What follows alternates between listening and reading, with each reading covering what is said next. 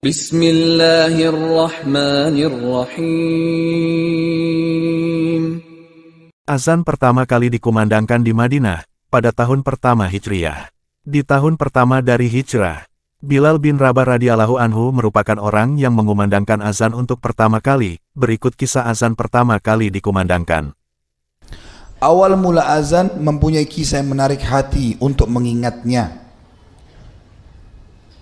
Seperti disebutkan oleh Ibnu Ishaq rahimahullah berkata, ketika Rasulullah SAW telah menetap di Madinah, saudara-saudaranya orang-orang muhajirin berkumpul kepada beliau. Urusan orang-orang Ansar menyatu, perkara Islam telah stabil. Jadi maksudnya muhajirin sudah aman, tinggal bersama Nabi di Madinah. Di Mekah nggak ada lagi orang yang muslim, diselamatkan semuanya. Di Madinah urusan Ansar bersatu dan perkara Islam sudah stabil. Salat ditegakkan, zakat diwajibkan, puasa ditetapkan, hukuman had, pencuri dipotong tangannya dan yang sejenisnya ditegakkan, yang halal dan yang haram ditetapkan. Islam bersemayam kokoh di antara mereka. Orang-orang Ansar adalah orang-orang yang telah tinggal di Madinah dan mereka telah beriman. Ketika Rasulullah SAW tiba di Madinah, kaum muslimin berkumpul kepada beliau untuk menunaikan solat ketika waktu hampir tiba, tanpa ada panggilan khusus. Ketika Rasulullah SAW tiba di Madinah, beliau berniat menggunakan trompet seperti trompet orang-orang Yahudi yang mereka gunakan dalam rangka memanggil solat. Tetapi kemudian Nabi SAW tidak menyukainya. Kemudian beliau memerintahkan membuat lonceng. Lonceng ini dipahat agar bisa dipukul sebagai tanda bagi kaum muslimin bahwa waktu solat telah tiba.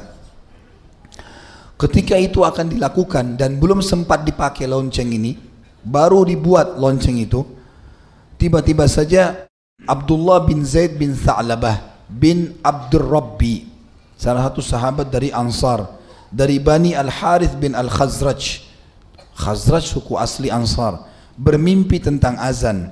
Lalu dia datang kepada Rasulullah SAW dan berkata kepada beliau, wahai Rasulullah, tadi malam dalam mimpi seseorang mengelilingiku. Seseorang laki-laki melewatiku, dia memakai dua kain hijau dan membawa lonceng di tangannya. Aku berkata kepadanya, maksudnya Abdullah radhiyallahu anhu mimpi yang melihat ini, wahai hamba Allah, apakah engkau mau menjual lonceng ini untukku? Dia bertanya, apa yang akan engkau lakukan dengannya? Maka aku berkata, kami menggunakannya untuk memanggil solat.